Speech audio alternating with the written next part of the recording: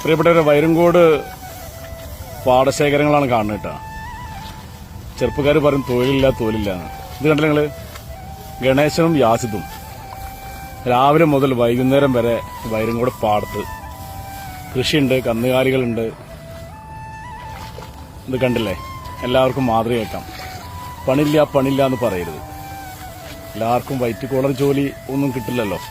ഇതാ അത്യാവശ്യം അവർ എല്ലാ കാര്യങ്ങളും അവർ ഈ വരുമാനം കൊണ്ട് കിട്ടുന്നുണ്ട്. വൈരങ്കോട് പാടശേഖരാണ്. കുറച്ചപ്പുറത്തായിട്ട് വൈരങ്കോട് ക്ഷേത്രം കാണാം.